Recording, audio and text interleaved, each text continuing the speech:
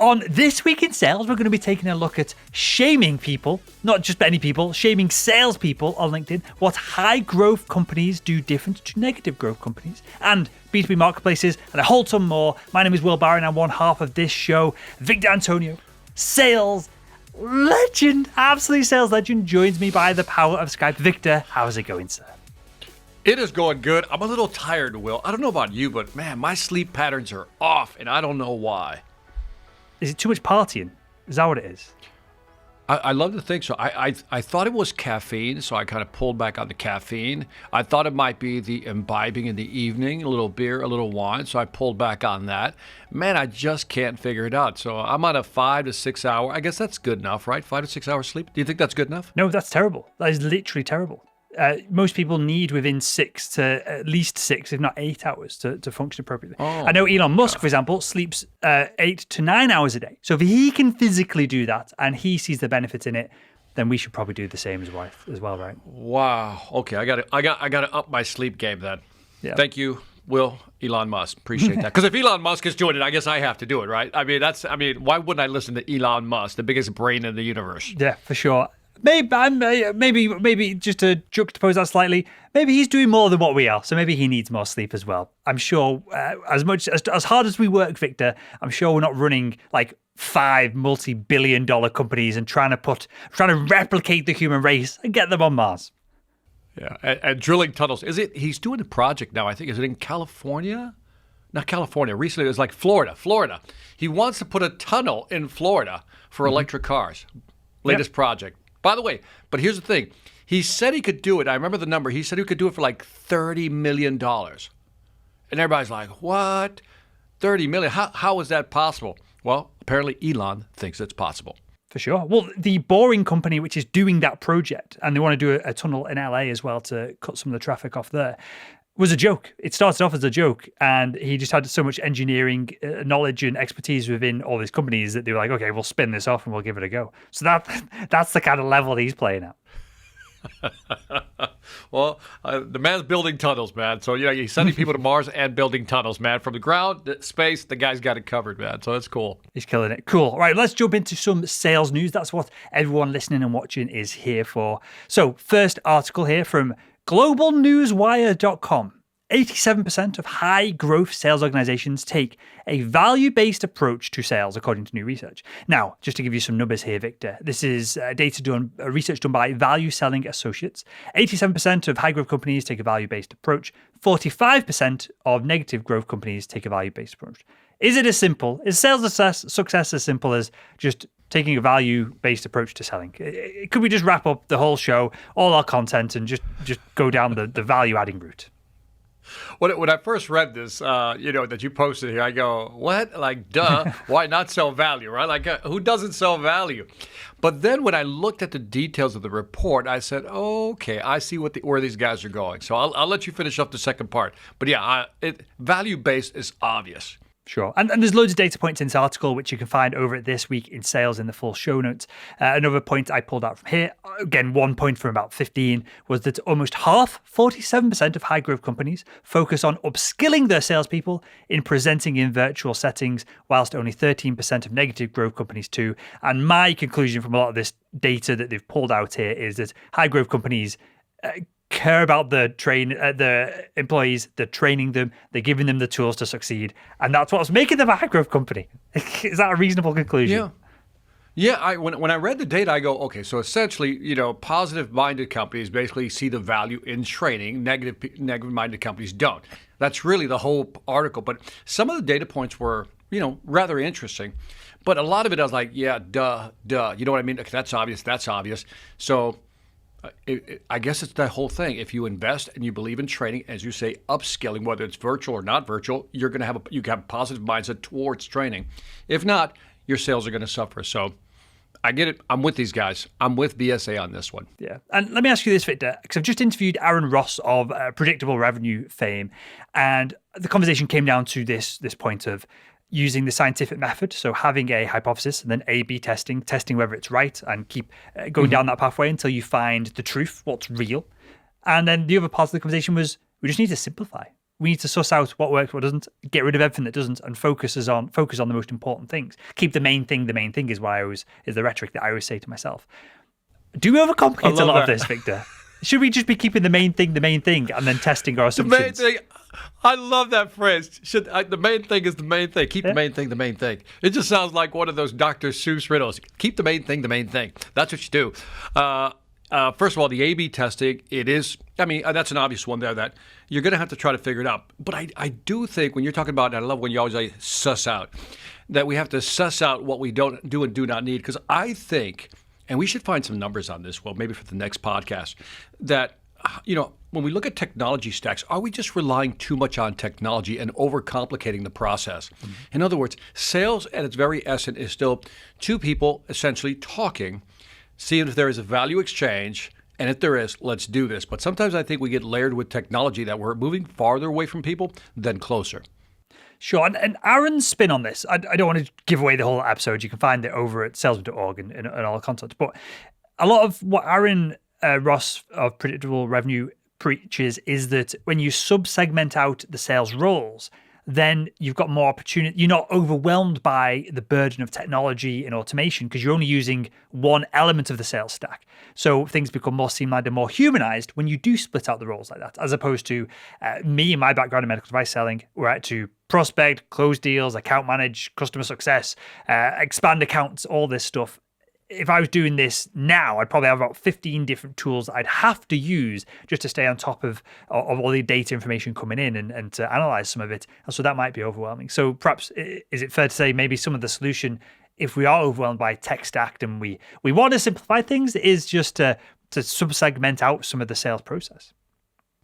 You bring up a very good point, is that if you were to do a before and after comparison of, I don't want to say pre-technology because we've always had technology in the last 10 to 20 years, but let's say the last 10 to 20 years, 10 years, if you look at the technology stack 10 years ago versus the technology stack today, and then lay out the sales process and see where you would need all these different products, it would be interesting to compare the difference and the effectivity of both before and after. You know what? Are more tools really making us more efficient? I like what Aaron's doing. He's talking about, let's just partition out what's in that sales process, and then whatever tools are needed for that particular role, that's the only technology you'll use. But then the other extreme of that is that maybe you're too focused. See, there's always that balance, right? Either you're too narrow or you're too wide. So the debate continues. Yeah, and we'll come back to this towards the end of the show when we go into the audience questions, when we're going to touch on what we touched on last week, which is pre-sales and pre-sales engineering. What have we got up next, Victor? SurveyMonkey announces availability of GetFeedback's integration with Salesforce Commerce Cloud. I thought this was interesting because I'm always about how are we yanking in data into the machine being the CRM, right? That whole, the Death Star. So SurveyMonkey, a leader in agile software solutions for customer experience, market research, and survey feedback today, announced the general availability of a new integration connecting GetFeedback, SurveyMonkey's multi-channel agile CX customer experience with Salesforce Commerce Cloud. So that's the name of their product, GetFeedback. GetFeedback is a powerful, again, agile. Why do they overuse the word agile? You ever read some of these press releases like, what does it mean? Can you just speak English, please? An easy-to-use CX solution that companies like Crocs, Decker, and all these wonderful companies use to capture feedback across all channels, analyze its trends, and act on it quickly. Again, I wanted to highlight this, Will, because as I already mentioned, I love the fact that these companies are trying to figure out all these different, I'll say, data sources that they can pull information in, let the machine learning do its thing to find the insights they need. So I think this is another interesting integration piece into the CM integration story. Well, I'm going to do, Victor, what I both intentionally and unintentionally do every single week, and just try and undermine every post that you make and everything I have to say on this show. Let me ask you this question, and maybe you're going to undermine yourself here. How often do you reply to emails that ask for feedback from brands that are automated? Almost never, Will. Almost never. The thing is, and it's funny because they try to frame it in so many different ways, but in my mind, I'm going, you want me to take my time to do this survey. And I think because we've been fooled in the past. I think we've been conditioned to hate surveys because, rewind it. Let's go back. Once upon a time when these surveys came out, you'd like, you know what, let me give them some feedback so they can improve their process. But then you get into their survey, you get into their survey, and all of a sudden, one question turns into like a string of 20 questions. And now you've gone down that rabbit hole. I think they should do what they do with the bathrooms at the airport here in the U.S. You know, when you come out of the bathroom, you got a happy face, you got a sad face. Are you happy with the cleanliness? Are you unhappy? Bam, bam. I think it should be that simple. That makes sense for it to be at least the first step, and then you send someone the survey after the fact. We get down the psychology of the yes ladder then of once someone's made one move, perhaps they're more likely to make another one. But that's very smart. I don't know what we'd call this new business, the 87th This Week in Sales spin-off business that we're going to create on the back of that, Victor. But yesno.com would be a great domain for a surveys tool that starts kind of the funnel like that. Because, you know, the thing is, because then you would have if it's yes, then maybe you'll send a string of emails that would probably appeal to that yes person. If it's no, well, some people like to gripe. Please tell us your gripe and I'll give you a gift card. I don't know. But you're right. But by the way, SurveyMonkey is growing. And you don't build out an integration platform like this unless it's growing. I think what they're using it for is maybe when they get feedback from their customers, their existing customer base. So if I am a subscriber to the salesman.podcast, right, and I really love the show, and then you send me a survey, I think I would give you feedback as a client. I think I would. Sure. Okay. Have you ever, it's going to seem off topic, but I'll drag it back in a second. Have you ever read Amazon's letters to shareholders, what Jeff Bezos writes every year, or used to write, I guess? I have not. Okay, so for anyone who's listening who, whether you're in sales, leadership management, especially if you are in the executive, the C-suite, they are must-reads. They're incredible. Like written for individuals and humans as opposed to written for shareholders, but they're written in a way that even I can understand and comprehend, right? They're not written in a complicated format for finance teams to decipher and debate over kind of stock prices. They're really good, and you can look, they're all public online, and you can look back to 20 years ago when Jeff was like, maybe we should sell stuff other than books. I think there's a marketplace for that. You can see the company growing. Well, a recurring theme within the letters to shareholders is metrics that Amazon is based upon. And one of the things that they are super hot on, which is the almost opposite of what we're describing here with feedback, is one of the metrics that they measure every single day, month on month, year on year, is per order. How many tickets do we get? How much feedback do we get per order? And they see that every time there's a ticket raised, a question asked, a comment given, an FAQ opened, they've not done a good job. They want people to log in, buy, and check out without any engagement, any interaction whatsoever. And they see that as success. So when we're asking for feedback, we're perhaps even going about all of this the wrong way, and we shouldn't have to. I know we need to gather feedback somehow. But a lot of the time, I feel like if you're having to ask for feedback, there's probably an issue and you need to resolve the issue as opposed to kind of suss out the wider picture. I think that's a good point. You know, you're as I'm listening to you, you reminded me of that book, which I think it's one of those undervalued books. It's called the Effortless Experience. It was written by the guys who wrote like the Challenger sale.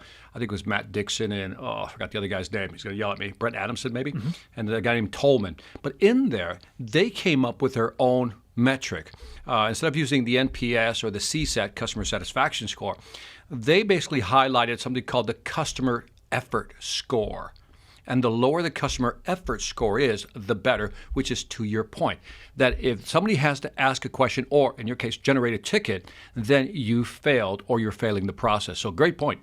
Yeah, and I think we'll see this. I don't know if you've seen this. Clearly, you've got more experience over a longer period of time than me in this sales training industry, and everything goes on. I like the way you always slide in my age and how old I am. But I did it positively. I love the way you do that. But this is usually I'm taking the piss out of you. But this was a positive reference to it, Victor. Because I've seen this over the past few years, so I'm intrigued to whether you've seen this develop as well. There seems to be a lot more of a focus on customer success. It didn't exist. It used to be customer service a few years ago, right? It seems to be a lot more of a focus on customer success, and I'm assuming this is because everyone is on a SaaS model or a pay monthly model as opposed to one-off capital payment. So we need to, as organizations, we need to keep these buyers on board for longer periods of time to recoup perhaps the costs of acquisition upfront. So do you see customer success becoming more and more important? And have you seen that in your own career develop from nothing into something, into perhaps something even more important than sales over the longer term? I think, when you compare, because I'm as old as a dinosaur, according to you. So back then you did have the tools, right? You did have the tools. I think we have more tools to actually engage customers automatically. The bots, the chat bots, the virtual assistants and all that. But I really think that this move towards the customer journey and the buyer experience, the real focus on that, everything from, the font on the screen to the color and where you position the image, all that has become more of a science, where before it was more of an art and we were just guessing. So I think that's one of the biggest transitions. For sure. I know with our own product over at salesman.org, it seems like a dead easy change this, right? This has taken weeks of messing around. But now when you log in, it doesn't just tell you, hi, Will, congratulations, you've done this amount of work and training this week. It now will say it's been 7 days and you've not logged in. Perhaps you could check out some of these articles, jump in the community and do X, Y, Z. Then after 30 days, it does something else. And after 60 days, basically we try and reignite your passion for the training and bring you back into the training product. Now, that is 100% customer journey. We don't do any, over at Salesman.org, we don't do any kind of monthly subscriptions or anything like that. Everyone pays up front for the product itself. So there's no real value other than customer experience. But what I believe is, and I think you would agree with this, customer experience now will lead to more referrals and better business further down the line. So that's why I'm personally doubling down on all of this. It's one thing to sell someone. It's one thing to have someone half bought in and there's a little bit of buyer's remorse and they're like, well, I've committed me cash now, I'll do the training. It's another thing entirely to have someone go, okay, I spent my money, let's jump into it, and then come out the other end of it even more excited and wanting to refer their friends. And what we're aiming for, to be very blunt, is individuals come in and then they upsell it internally to their own organization and get the sales managers involved. So I'm bought into all this, and I'm sure you are as well. I'm on the right tracks with some of this, aren't I, Victor? Yeah, and I love the fact that you mentioned it quickly, but it's really important that when we compare back then to today people feel more opinionated and they have the tools to be opinionated. So they can leave you that negative review. Mm-hmm. So I think that's also generated this interest on the corporate side, on the company side, to make sure that we don't get any negative reviews. So, this whole cancel culture, has really taken hold. This, whether it's social justice warriors, let's call it the social justice online, right? Like, oh my God, you made me click 3 times. I'm canceling you. So I think there's this fear of that. So I think companies are doing all they can to really make sure that the customer experience / journey is as smooth as it can be. And I think that's smart, though. I think it's a win-win in the end. Yeah, it is win-win. Maybe it's more development costs up front and more work, but a better customer experience has got to be better over the long run. And talking about tools, we're on to the next one here. This title of the article from payments.com, spelled incorrectly, pymnts.com. The title of the article, I'm going to say it, but it's got nothing to do with the point I want to make. B2B fashion marketplace taps new sales with virtual trade shows. Well, this article is diving into B2B marketplaces. Now, it says they're nothing new. In fact, it's an idea that has its roots in the late 1990s and early 2000s when Ariba and Commerce One and many others took a shot at organizing buyers and suppliers online for the purpose of discovering each other and doing business. One study found that 75% of B2B buyers and sellers now want to make purchases or interact with business partners online. We've covered that study in the past. What I want to dive into that's half included in this article here, Victor, is there an opportunity for an Amazon of B2B products and services? It's becoming so noisy to find services, sales outbound. It's getting so much harder. We're going to dive into some kind of comments and cancel culture on some outbound on LinkedIn later on in the show. But with it becoming such a noisy environment, is the value, or is the increasingly the potential of value of having one site where you go, everything's fairly compared, and you can buy through that website, whether it's sales tools, marketing tools, SaaS products, whatever it is the value in kind of someone building the Amazon of B2B products and services? But that's almost like, one could argue that's almost like Alibaba. Mm-hmm. Even though Alibaba has everything, but you can go buy a earth mover for $1 million on Alibaba. So maybe that's kind of what they're aiming for. So, there's always that opportunity. What I like about this article you found here is that, the concept really had its roots in the 1990s and 2000s, as you said. Kind of leads to the point we were talking about earlier, that back then, maybe we didn't have the tools. Plus, maybe the mindset wasn't there. Fast forward, this pandemic has accelerated digital transformation. So now virtual seems acceptable. The tools are there. The bandwidth is there sometimes as far as connections. But I mean, we're more open to it now. So in the study, that's, what is it, 75%? Yep. Now want to make a purchase. I mean, I think that's a big number. Will, that's a big number. I'm just on the Alibaba.com website. And one of the top links at the top of the page, clearly they're pushing traffic to this because Alibaba gets millions of page views every day, right? Is online trade shows. Now, I'm on the online trade shows page. It says there's 32 product categories. There's 37,000 participating suppliers. There is basically 1.4 million products been launched on the Alibaba, online trade show. And I assume it's almost like a Kickstarter campaign, apart from the products are not in development, they actually exist. And you can launch them on there. You can go and interact with the suppliers. Perhaps you're shopping for, I don't know, office furniture, whatever it is. That's a B2B sale, right? You're searching for office furniture. So I assume if I type in, I'll do it in real time now, office furniture, it'll come up with, comes up with a whole list of suppliers. This is kind of what I was alluded to. But maybe my spin was on more software and tools as opposed to physical products. Alibaba's just physical products. And there's countless suppliers that can give us office furniture at different price points. Which is interesting here as well, Alibaba has a verified element to it as well, much like eBay does. And there's even a button to chat now. I'm going to click chat now and see what happens. Or it's telling me to sign in. So I assume that even the sales conversation then, as an inbound lead, is being facilitated on Alibaba as well. So I'll re-ask the question, I guess. Can we do Alibaba for other B2B products? Is that the smart way to go about this? Oh, yeah. We got to find some big suppliers like, let me see, Dear HubSpot, Dear Salesforce, Dear Course AI, some big companies to build out some massive system like that. I think Salesforce would be in a position to build out something like that, I think. What do you think? Should we push that on Salesforce to do it?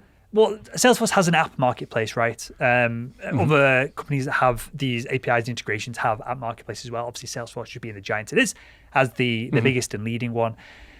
But maybe we don't want Salesforce or a specific supplier to be creating this. And what I'm thinking here is, if we wanted to do a marketplace for CRM organizations, why can't it just be a website that has so much content on CRM, has CRM-specific experts creating podcast content, video content, so that if you want to do anything to do with CRM, you go to this one specific place and they'll give you unbiased vendor information, and they will put you in front of the right people at the right organizations. They can even perhaps facilitate a bidding or tender process, and they take a cut of the end sale from the supplier side as opposed to taking a buyer fee up front. I feel like something like that could be incredibly valuable, especially for small, medium organizations. Obviously, large enterprise, they have their own procurement teams that can do a lot of this for them. But for small, medium organizations, again, obviously it's not going to be completely unbiased, but as unbiased as we can possibly be, a site like that, a facility, a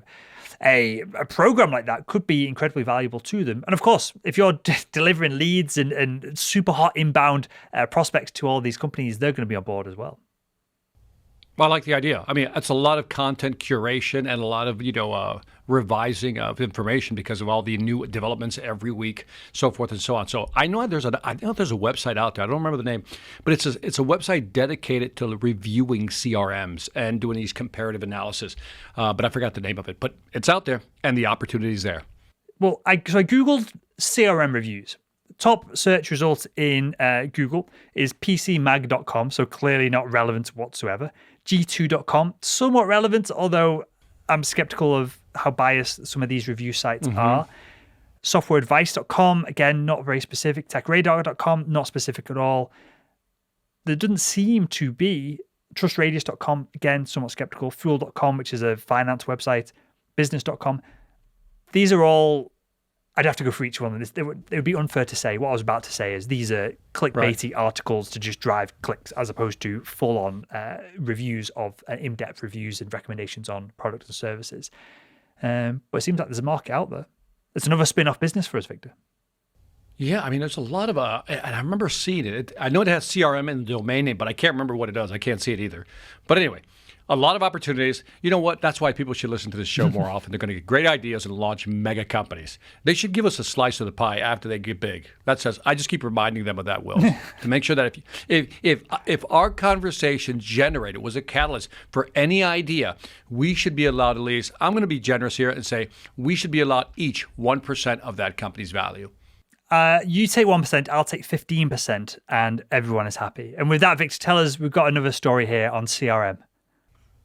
Let me see. Wait, I got to pull off. You got me distracted here. So anyway, I thought this was interesting because we talked about boutique CRMs, and so this time I found we were talking about real estate CRMs last week. This week I found another one. It says Hotel CRM Software Market Summary, Trends, Sizing Analysis, and Forecast to 2025. The study on hotel CRM software market presents a comprehensive analysis of key growth in the market, verticals, and so forth. What do you think, Will? I mean, I think this is really interesting that there are all these little boutique markets. And that's all the point I wanted to make with this little article was that there's all these little markets. Like there might be one on contractors. I mean, I don't know. I just thought it was an interesting topic. I like it. I like it, Victor. Yeah, I feel like this feeds back into what we were just talking about of where the heck do you find all these boutique markets? It seems like the eBay, the Amazon, the Alibaba of CRM. I know we keep plowing onto CRM. Clearly, most of us are using one. That's why I like to use that example with these for context for our audience. But there could be many other different marketplaces as well. I honestly feel like this feeds back into the point that I was making previous of there's a real opportunity here because I would never. That's a really good point. Would I search for hotel CRM? I don't know what the search term would be. It'd be best. All right, I'm going to search it right now. Best CRM for hotels. CRM.org came up there. So maybe that's the website that we're kind of yeah. CRM.org is an online resource for business growth. So kind of maybe. And I'm just Googling here, CRMs for contractors, because I've never done that. And sure enough, they even have construction CRM software packages. So, again, a lot of niche markets. Pipedrive is trying to get some of that CRM market for construction by tailoring it. So, okay, Pipedrive is going in there. Pipedrive's going in. They're trying to find these little boutique niches to go after. I think it's fascinating. But I still say that the best way of doing it is to, like, if you look at, and we'll just use Salesforce as because it's the largest, a good placeholder. Why aren't they? And they could be. Maybe we're just ignorant of the fact that why aren't they building apps specifically for all these boutique markets that just bolt into to Salesforce? I just don't think it's. I think going back to what I said before, keep the main thing the main thing. That's my motto of all this. The main thing for Salesforce is large enterprise organizations. And they've got the App Store. Maybe there is bolt-ons for other functionality that we're talking about here within the Salesforce app market. Well, I think the marketing team over at Salesforce is just lacking, man. They're just like not looking at the big picture. They really don't see that all these little small boutiques are going to be bigger boutiques, and it's a large revenue stream. We're trying to help them here, Will. Salesforce, dear Mark Benioff. I think Salesforce are going to be just fine, and the more likely to go after Ford than. I suppose hotels are large organizations, right? But I still would rather have Ford and Mercedes as a customer within a large enterprise CRM as opposed to go after. I suppose Marriott. They've got lots of individuals working there, right? That would be logging in and out. The thing is, look, I'm trying to democratize. I like the way you use that word. I like to democratize the power of the CRM for all the small market niches because I'm always looking out for the little guy. Have you ever come across this then? I'm going to Google it now. Again, there's a lot of Googling on this show. We'll wrap up the Googling in a second. But are there no open source CRMs that are applicable for, I guess, small, medium organizations? Because that seems like the solution that you're talking about to democratize this. Open source technology is the answer. And over the next 20 years, there'll be so much open source of everything that we won't have to necessarily rely on large organizations. And large organizations will be producing open source software themselves. And the value that they'll be adding to it will be, it's hosted on our servers, it's reliable, you're using our safe and secure login as opposed to hosting it yourself and trying to faff around with all of that. But I feel like the software side of things will become open source.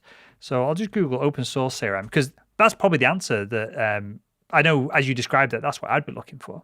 I'm just thinking they're missing out. There's got to be. I got to believe we're going to have to dig into this before the next show. I'm going to dig into the, does somebody like Salesforce, Pipedrive, some of these other CRM companies, Microsoft Dynamics, do they have, APIs that are specific to an industry? I'm going to make a note here. They are. I'm just going to ask. I got to believe they do. I'll ask Salesforce and HubSpot. That's the easiest answer. Salesforce, HubSpot. Ask them. Care about boutique. Yeah. There we go.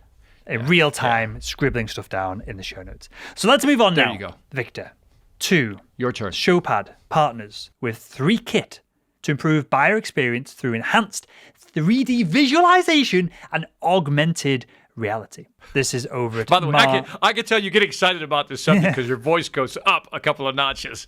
This is over at martechseries.com. And I do get excited because this has got to be the future of B2B sales. And my background is physical products. And it's difficult for me to picture how physical products, so a surgeon's got to feel in their hands, they've got to use it on a patient, translates into this clearly, especially when you're dealing with surgeons in hospitals. You can't have salespeople going back and forth and just traipsing COVID everywhere, or potentially traipsing COVID everywhere. So this is like close to my heart because this is the world that I would, if I was still working in a B2B sales job as an individual contributor, this is what I'd be physically doing. So Showpad and 3Kit have partnered to bring enhanced 3D visualization and augmented reality to Showpad's platform. So I've been through the 3Kit website, and it is basically I assume it's like really photorealistic 3D renders of different products. On the homepage, it's more like couches or wedding rings or whatever it is. And you can one-click change colors, change size, change whatever the variables are. And then you can picture it in your own house, business, office, whatever it is. And clearly, this is going to become more and more important. Is there anything? Am I overemphasizing this? I guess that's the better question. Or do you feel like I'm on the right track? No, I think you're on the right track. I mean, we're still some time away from it. Look, ever since I saw, have you ever seen the Tupac Shakur hologram with Snoop Dogg at Coachella? Ever since I saw that, I'm going, okay, there's the future. Star Wars people had it right. The little holograms that pop up. Mm-hmm. And ever since I saw that, I said, this is just a matter of time. And so think about this for a second. Well, think about this for a second. That people will no longer die, so to speak. Even if they leave this physical world, the fact that we'll be able to, I was talking to Michael Solomon, who we'll get to later, about the movie Polar Express with Tom Hanks. Yep. That people were repulsed because how realistic it looked to Tom Hanks. There was like this repulsion, like, oh, that's kind of scary because it was too much like Tom Hanks. And so I think we're going to get used to this. But imagine a world. It's like the guy that starts a movie, Imagine a World, right? Where, they're so realistic that tomorrow you could take your favorite. Who's your favorite, like, I don't know, your musician, guitar player, drummer? Who's your favorite? It's one of those questions, Victor. I really like the Arctic Monkeys. They're one of my favorite bands. I've got an affiliation with them. All right. Imagine them passing away, unfortunately, right? But still being able to bring them back in such 3D live scenarios and be able to script, you want them to play a specific song, they'll be able to play a specific song. I mean, this is where it's going to go to eventually. Will we see it? Well, I don't know. But I think before we leave this planet, we might see something close to it. We're going to see it in the next 5 years. There will be either a product that you have on your desk that creates some kind of 3D hologram, or I don't know if you've seen it. We've not got it in the notes this week, but there's increasing rumors and supply chain rumors with Apple and their augmented reality glasses. So as soon as Apple release a product like this, it's going to become ubiquitous. Everyone's going to have it. And eventually it'll trickle down. Brands will copy it. Platforms will. Maybe Apple's kind of closed with the source and how they put things in. They'll have his own app store, I'm sure. But other brands will come together and create a more open way of doing this. And as soon as you can, clearly it's going to be easier to project an image on your glasses, use head tracking to make it look like they're actually in the room, as opposed to have a physical light source hologram, which is what the Tupac one was, right? That you're all looking at. As soon as you can do that, this becomes real. Now, the only thing is you've not got the haptic element of this, so you can't really touch things, you can't pick things up. But there's plenty of developments going on there as well with gloves that will, a lot of this is going on in the video game industry, computer game industry, where you'll wear either gloves or a pack, a vest that when you get shot, it'll essentially poke you and ping you to make things more real. So all of this is coming. The next 10 years, just even playing computer games is going to be insane. It's going to be a completely different experience to what it has in the past. And games just drive so many billions and billions of dollars of revenue that eventually that'll trickle down into our little bubble of B2B sales as well. By the way, imagine taking that, because I think that's really the future, is that taking that type of technology and putting it into a sales training platform, a virtual training platform, where you can do role play with actual people virtually and have real responses driven by AI. That's going to be fantastic. Well, eventually we're just going to be at the Matrix, aren't we? You're just gonna log in, and there's going to be a Keanu Reeves of, oh, I know Kung Fu kind of moment. That's what's coming, Victor. That's right. That's right. They're going to plug something into your head. All right. Anything else on that one? No, just one kind of, I'll just quote from the end of the article here. Companies with highly complex, highly customizable, or simply extensive product portfolios to sell, such as those offering in life sciences and medical devices, customer products, home furnishings, and all this kind of stuff. They find it difficult to share, educate, and engage buyers on all possible product options and permutations. That's what we've covered here. Being able to, rather than, if you're buying, again, office furniture, maybe you want to see what it looks like in your office using augmented reality glasses. Or I've got the new iPad. You can hold the iPad up and it uses, I can't remember the sensor now, a LiDAR sensor to kind of map the room, and you can put IKEA furniture and you can see it to scale, to size, without any programming. It just dumps the furniture in your room. You can move it around and you can walk around it and you can see how it looks. Clearly that's the future, as opposed to ordering demos, samples, and getting things delivered, because that's a pain in the ass. We don't want to be doing that. I love it. And this gets back to the do-it-yourself, right? That's what people want to do. I just want to do this myself before I involve any salesperson. So this, by the way, pushes the salesperson engagement even further down the sales cycle, if you think about it, right? Because you won't need the salesperson maybe till you get to the final point where you got just one or two questions, and then boom, you're ready to pull the trigger. So more technology to kick the salesperson out of the process. Way to go, Will, on that up note. Anyway, let me talk to you about Performio.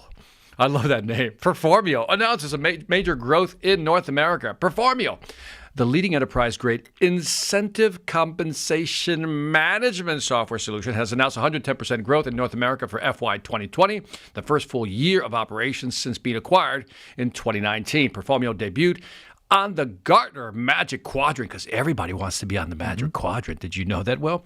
In January 2019, Performio now offers multi-object Salesforce Connector that allows Salesforce customers to directly integrate with any object standard custom in Salesforce. Now, I wanted to highlight this, obviously because they're growing. It's a great company. But incentive compensation management, I don't know. I feel like I am alone in the woods, maybe the desert would be more appropriate, yelling to managers, look at your compensation package. Does it make sense? Will it motivate salespeople to do that much better? That's my battle cry. Incentive package. Really think about putting one together that makes sense. And by the way, I'm not just talking about base plus commission package. I'm talking about different incentives to move people in a certain direction, to sell new products, open new territories, so forth and so on.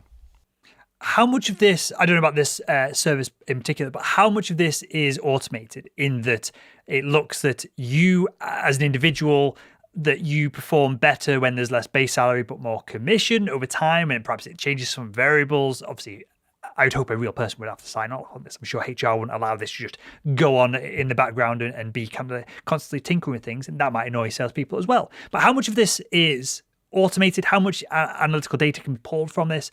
And especially if you've got a large sales team, say 100, 200 people, can we pull significant information from this that allows us to make the whole team better, as opposed to just guesstimating or using whatever the sales manager 5 years ago, 10 years ago implemented? How much of this is number and data kind of led, Victor? I still think it is a narrow application as opposed to a broad application. By that I mean, it's like when we talk about AI, right? There's narrow, then there's broad. Narrow, specific. They're moving off spreadsheets, and they're saying, look, get off your spreadsheet. Let's put this actually on a platform. And as you pointed out, as you get salespeople, let's say you got 1,000 people, now you need some type of platform system to actually view the data. I think they're at that stage from what I understood once I went to their website. Do they have like the AI behind it to kind of make suggestions? I didn't see that on the website. This is just the first step in moving off Excel and being able to scale a compensation plan. Yeah, that makes total sense. And a lot of this, what I just kind of outlined then, could be done from data that's on a dashboard. Because it's something that developers bang on about all the time. It's almost a meme for developers, right? That Excel is not a database. It's not a database. They're not the same things, right? So when we try and manage things that are essentially a database within an Excel document, it just goes astray. And obviously things get lost. People get this, some people don't get that, so it's a mess. So it makes total sense because clearly, of all the sales stack and all the HR stack, financial incentive is pretty important, right? It's got to be on the top of the list because everyone's a stakeholder in that, whether you are in sales, HR, whatever it is, whoever's implementing it, everyone's a stakeholder in getting paid.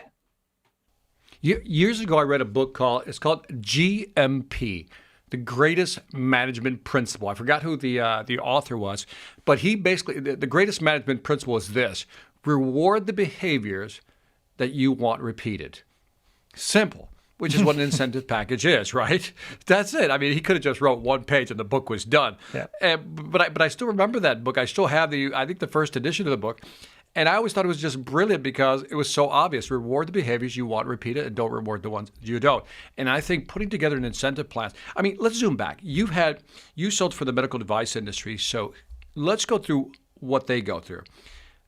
A product manager comes out with a new product and they go to Will. Hey, Will, I need you to sell this new product I just came up with because I got to make my P&L work, right, for my little group. And Will's like, I don't know. I mean, I got all these other products to sell, plus I'm killing it with A, B, C. I don't need to sell your E product. And I think that's where incentive plans kick in to motivate people to kind of sell additional products, and that's how you scale business. So I think an incentive plan is really a sales plan disguised as marketing, if it's looked at correctly.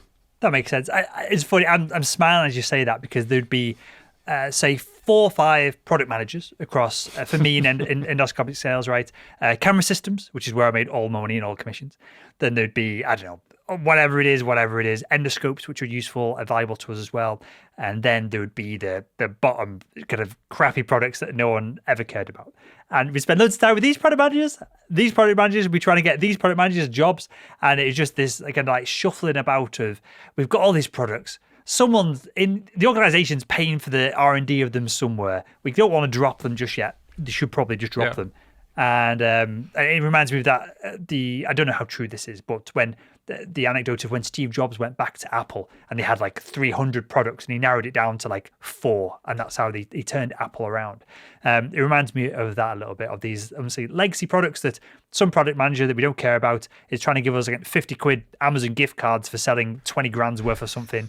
Whereas, we can sell $1 million worth of operating room and surgical endoscopy camera equipment instead and hit our targets with just 2 deals. Or we could sell 50,000 of these units instead. It really reminds me of that. You reminded me, you're making me laugh because the amount of I'll just say it, arse kissing that was going on. Because, the product managers, product managers will court me. Yeah. Do you know what I mean? Yeah. From a sales standpoint, they're courting me. They said, Victor, let's go out to lunch. Let's go out to dinner. Let me take you here. Let me take you there. Let's go golfing. It was really weird to be sold to by product managers. And that's when I really respected product managers even more, because I realized, they have to put together a marketing plan justified, rally a team around just to get the product developed. Then they have to turn around and sell it. Not to the market. They have to sell it to the salespeople, who are the toughest people to sell, so they can push their products. Big shout out to product managers who make the world go round. Yeah, I've talked about it on the show before on this week on the Salesman podcast. If I hadn't have done what I did and left the medical device position because there was no good sales training and I wanted to really get into that marketplace and build the podcast and kind of put our spin on things, then I probably would have gone into product management, because it is, it's parallel to sales. The product managers would come out and do a really good job selling on our behalf, or go into large accounts and add value and speak to surgeons on a kind of very specific and deep knowledge level, much more than I could with my broader surgical knowledge. It was interesting from that perspective. It was interesting from almost like a entrepreneur perspective, of an internal entrepreneur, where you've got to perhaps you're not doing the R&D yourself, but you're certainly marketing the R&D. You're getting internal stakeholders involved in it, and you're, again, trying to get your sales team on board with crappy $50 Amazon gift cards that no one wanted. So I would have probably gone into that space if I hadn't have kind of branched out into the content production area. So let me ask you this, Victor, then we'll move on to the next topic. If you weren't doing what you're doing of training, speaking, all that good stuff, what would you have done after kind of leaving corporate America? If I was, I don't, what would I have done? If you signed like a non-compete agreement or something like that, where you could not do anything to do with sales for 5 years, where would you have ended up? I always liked the entertainment business, I think. You asked me about where I would do it. I said, I always loved the entertainment business. I think I would do something like with movies. Wow. You know what I mean? I think I would do something like movies. I think I've always loved the entertainment business. I don't know why. But I did want to share something with you, Will. I don't think you know this about me. Here comes the reveal, okay. Right? That I was working for a company at the name, Trident Microsystems was the name, and I was director of sales. And I was wooed by another company, a telecom company, and here's how they wooed me. They said, Victor, this was a sales pitch the guy gave me.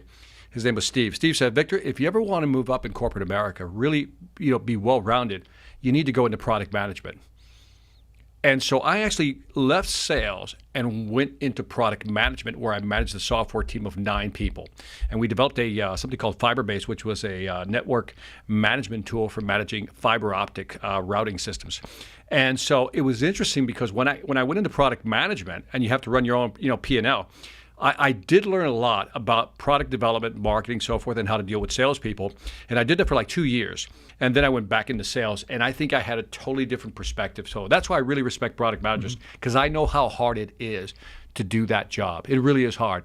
And to deal with salespeople, even worse. So, but anyway, to answer your question, I think it would be the, I guess, entertainment industry, something in the entertainment industry. How about yourself? What would you do? I would be doing exactly what I'm doing right now. But it would be my spin-off show, which I don't think I've ever talked about. You may not know this about me. I do a side project that never gets updated because I never have time at the moment, called Excited Science. The whole premise of the podcast and the videos and the content we produce is to very literally get people excited about science. So the intro to the shows is getting the scientist, whoever's on the show, usually the academics, but who have a flair for entertainment and a passion for it, as opposed to someone who's just sat in a lab all day.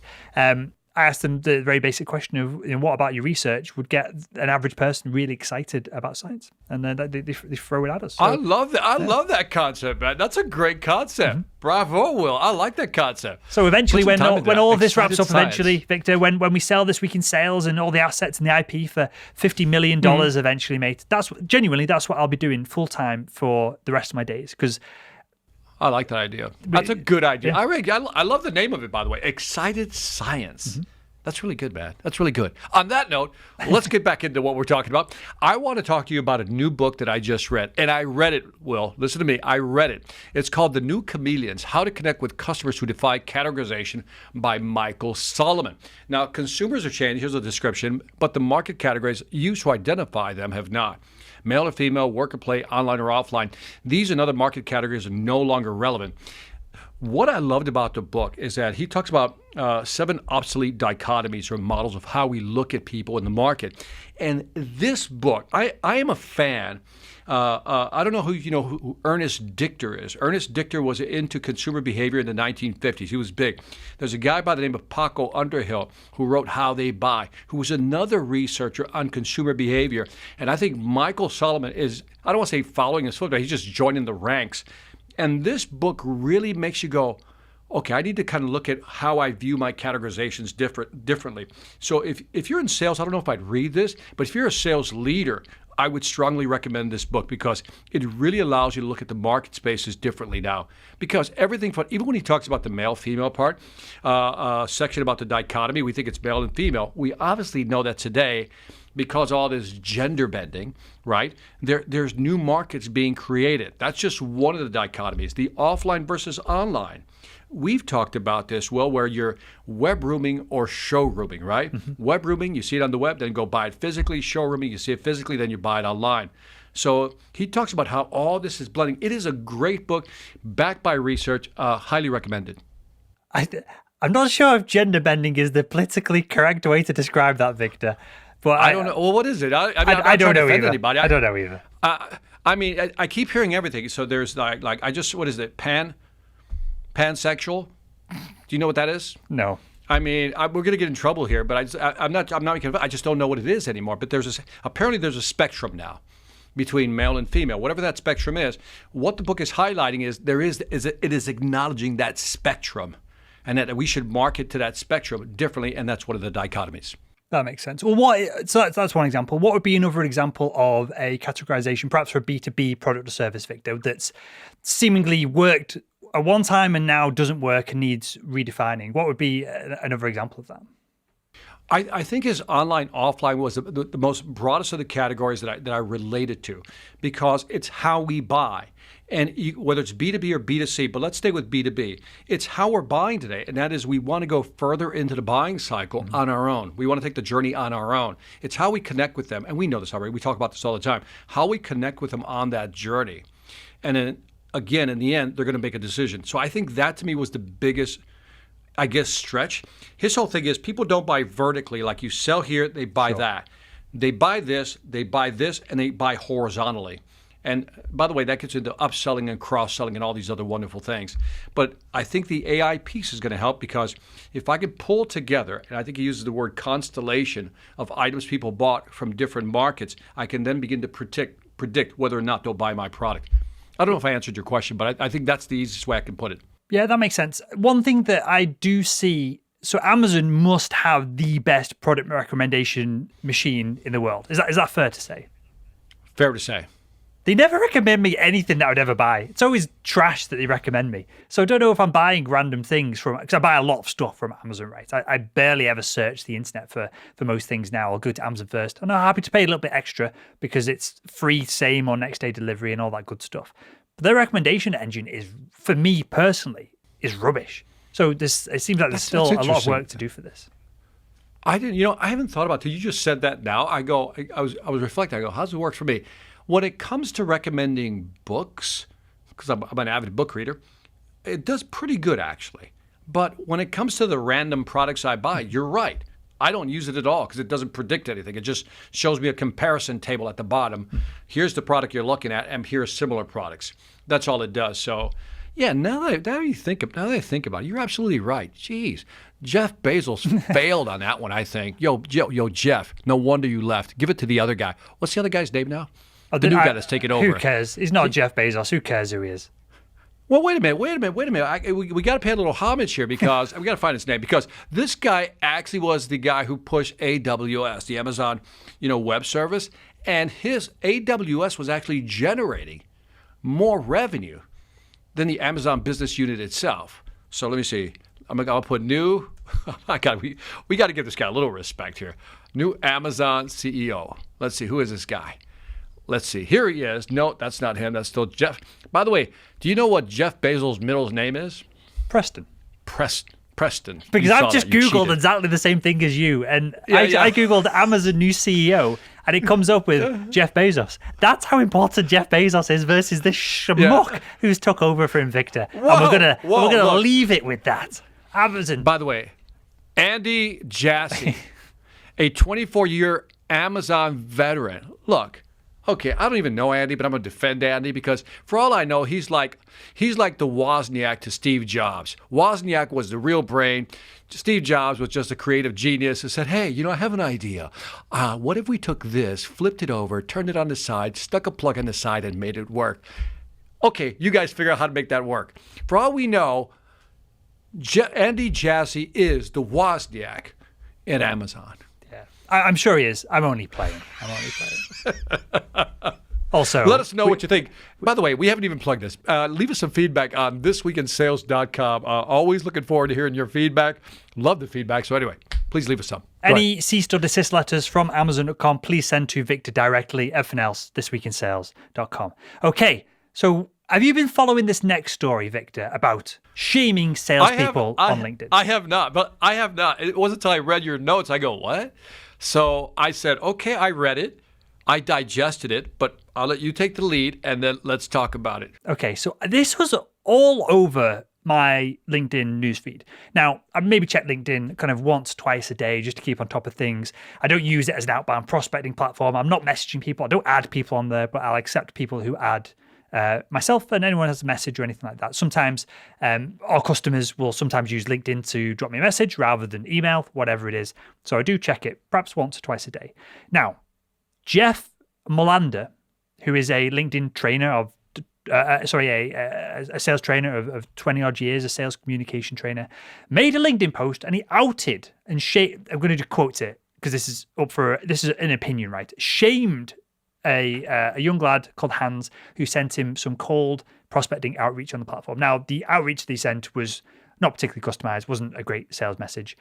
And the criticism came on Jeff that he just copy and pasted or screenshotted the outreach and dumped it on LinkedIn, criticized the lad, and didn't offer him any constructive feedback, didn't blur out his name, didn't blur out his image, which is, we could discuss this in a second of what's right and wrong, and I guess even legally, terms of service-wise, what might be right and wrong here. But the post blew up, not in a good way. It blew up and it got over 350,000 views, 900 plus comments, and then Jeff has deleted it. Jeff Melander has deleted it since. Now, Victor, did Jeff do something inappropriate here? I guess that's the first question. Did he do something inappropriate in that he's a sales and communication trainer and he got some bad sales communication and he threw it on LinkedIn and he got a ton of traffic, a ton of attention, and I don't know if he's doing right or wrong with his own personal brand and his business brand, but he got a ton of attention from it. Did he do something that was inappropriate for the platform? So did you say he was a sales and communication expert? I just want to make sure I got this right. Well, let me do my due diligence, and I'll go on his LinkedIn profile because I don't want to do what he's potentially done and muddle the water here, right? So, it says helping sellers start and advance buyer conversation with community vetting. So he's a managing partner and sales communication coach. That is the verbatim from the LinkedIn profile. A communications coach. Okay, so just want to get some data points here. But look at what he said. What is his LinkedIn? It says helping sellers start. So, and then by the way, offering no constructive criticism. I have not read the actual post, so he didn't give any constructive feedback. I can't find the post because it's been deleted to put in the show notes. So, but yeah, he just rinsed the guy. He just ripped into him. Well, so first of all, I think one, inappropriate. Do you know what I mean? You could have made that same point by blurring the guy's face out and the name, right? If you really wanted to do that. That's so.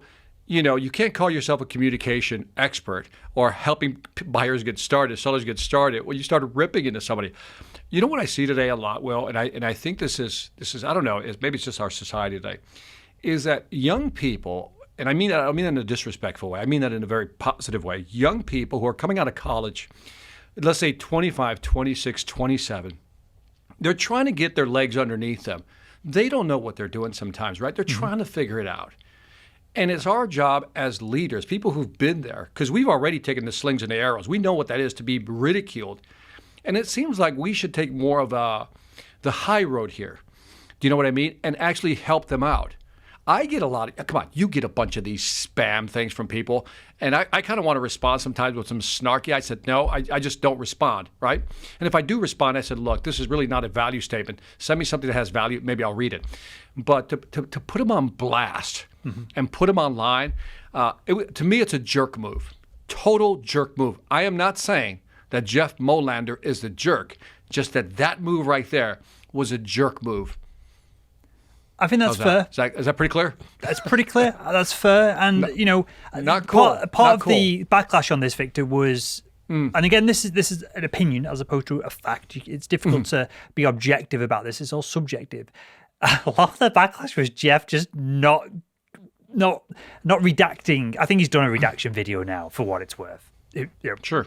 How many people have seen it versus the 350,000 people who saw the original post? Who knows?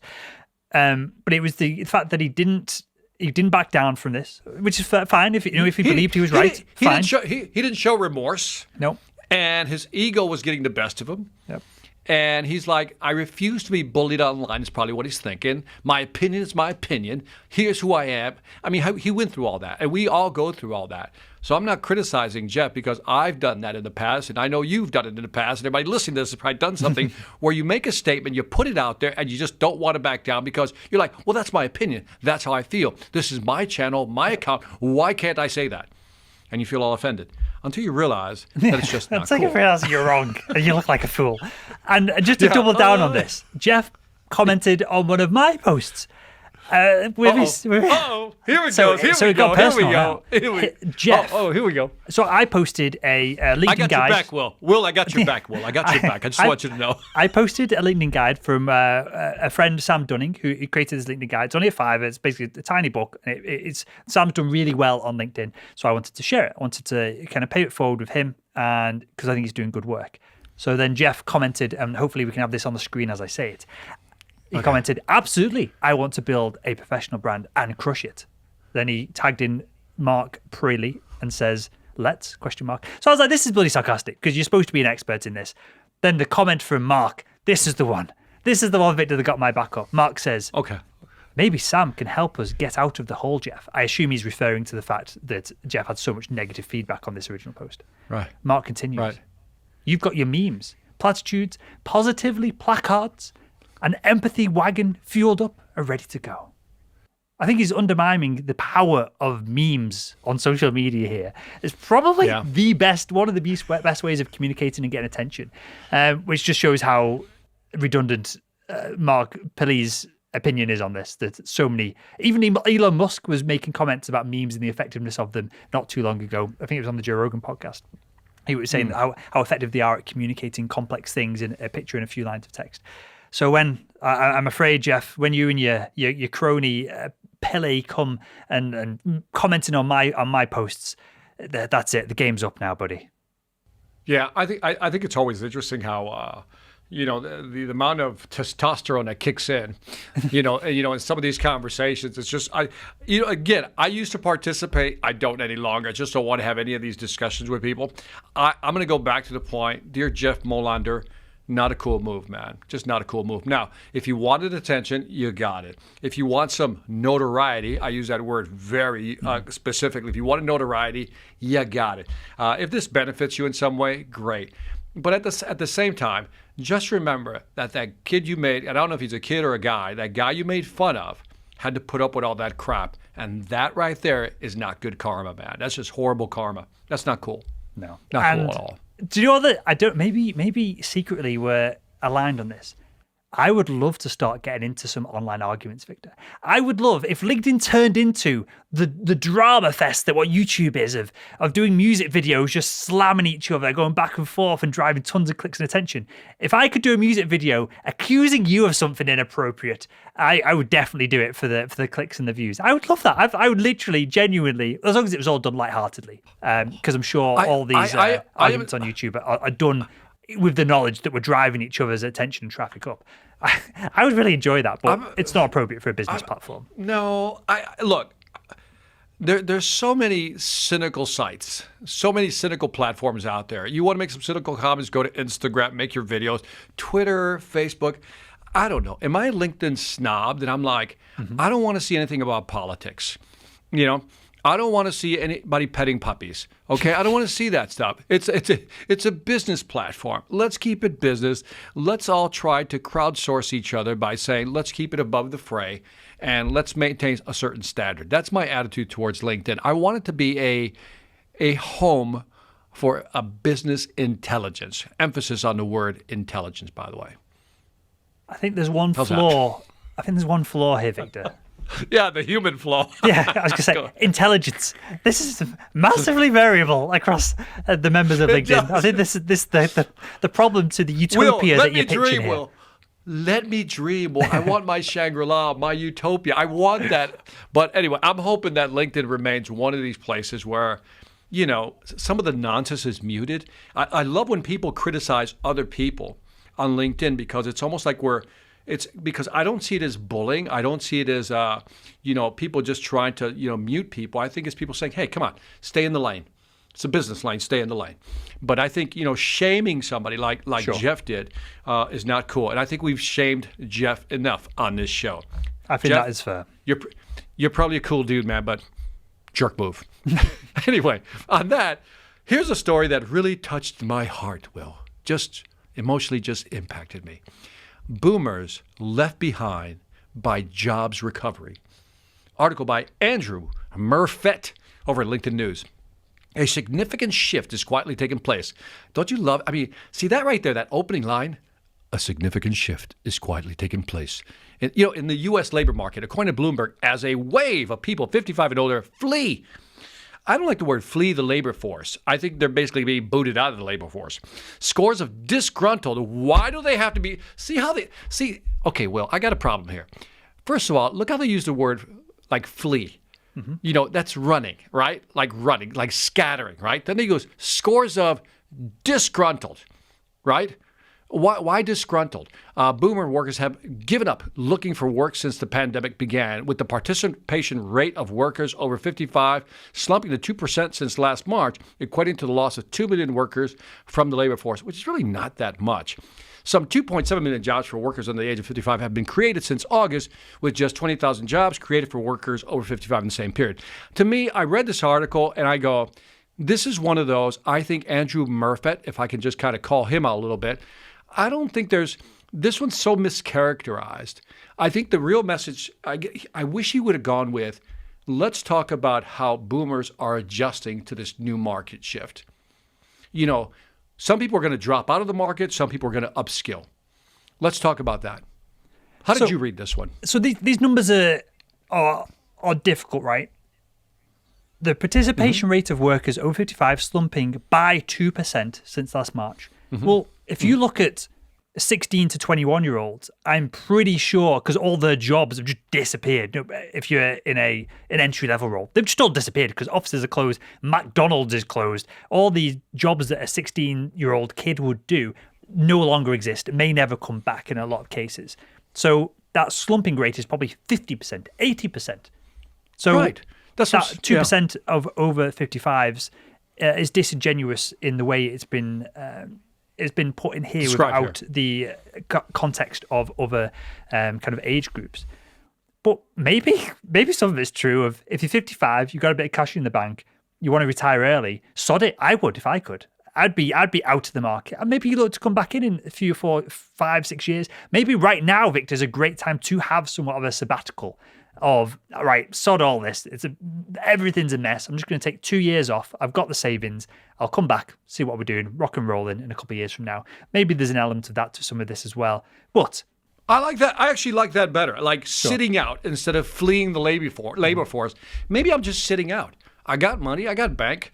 It just seemed like this article was just trying to generate drama. And so I love the point. I wish they would have talked more about what they're doing. Are they sitting out or are they upskilling? What's the dynamic there? As opposed to just trying to stir the pot and like, oh my God, here it goes. You're like, no, numbers aren't that bad. Anyway, that's my gripe for the weekend. I thought I'd throw that in there. Well, we've got to somehow pull this back to a positive note towards the end of the show, Victor. So we kind of bashed these guys last week. I appreciate Vivun, V-I-V-U-N, for reaching out on a post of yours, Victor. And they say, Victor Antonio, thanks for talking about our funding news. So we were talking about them last week and we dove into this conversation about what the heck pre-sales engineering is, or pre-sales solutions.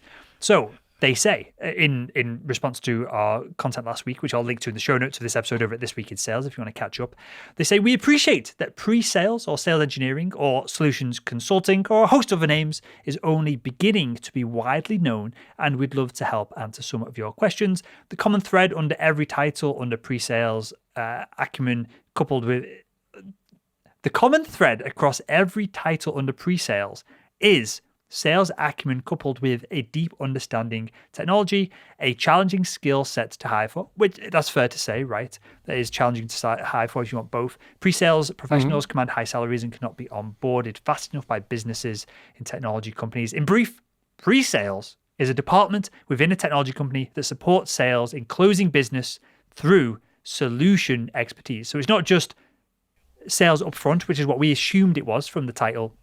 It's throughout the entire sales process. And I guess it's almost, if we want to frame this up slightly differently, it might be like a product manager equivalent of someone who has deep expertise like yourself in development of products or services that are being then, that service is perhaps being sold into an organization. So we appreciate the outreach. Have you got anything you want to add to this, Victor? No, I thought it was very cool that First of all, they listen to our podcast, which is great. And I love the fact that they give us feedback, clarification. I like when people push back and say, hey, I don't think you're understanding us correctly. They even offered to come on to the show and answer any questions. And they said, we don't mind the hard questions. Happy face. That's a cool attitude. That is a cool attitude. I mean, we kind of went after them a little bit. They responded with, let us clarify, and still had a cool attitude at the end. I think I like this company. I just liked it. Well, I think I like them. This is clearly the future of sales and marketing, right? They get PR Yes, it is. in the first perspective. They get on the show the second time around. The tens of thousands of sales professionals, sales leaders are going to hear it again. So they've had double the exposure. And you just painted them in a really positive light, all from someone in their marketing team, I assume, has listened to perhaps just a segment of the show. Maybe they're not listening to the whole even thing, and have left you a nice comment, clarified a few points that we were unsure of. And I think we were quite fair in how we said we don't know how this pans out. We're not experts in this field. They've added value to our audience by doing that, and clearly, this is a much better way to use LinkedIn to drive attention and traffic than previous examples on this episode. Hey, you know who I want to hear from? Do you know who I want to hear from? Jeff I want Bezos. to hear from Jeff Molander. I really do. I would think it would be interesting to get his perspective pre and post, shitstorm. You know what I mean? Here's what I was thinking. Here's what happened. Here's now what I think of what I just did. Jeff, would love to get your opinion. I would love to figure out, just to understand what you went through and what happened. I think it would be an interesting perspective because because I think it was probably something that, without knowing who the person is, I got to believe it wasn't malicious. He was just making a point. He just didn't realize that by not obscuring the person's name or face, people would take offense to that, especially in a, data privacy environment. You know what I mean? And bullying environment. People don't like that. But I don't think wasn't malicious, but it got out of hand.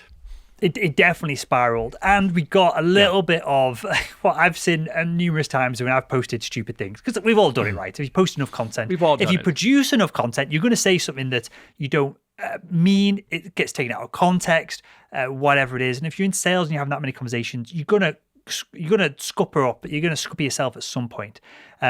You had essentially the LinkedIn police getting involved in this, which riled it up and drove more traffic to it as well, of people demanding that Jeff apologize. Now, if those individuals weren't involved, it probably would have just blown over a lot quicker and would have been a lot simpler and less perhaps stressful for the salesperson involved. The salesperson involved might not have even realized it because Jeff didn't have that big of an audience anyway.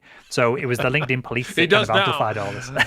By the way, I'm gonna get biblical here, if you don't mind. Okay. Biblical, and then let he or she cast the first stone that has never deleted a post, because we've all posted something to go, ooh, let me just delete that, right? So we've all done it. So leave my man Jeff alone. Like I said, he deserves to be whipped on this one, but other than that, he's probably a good guy.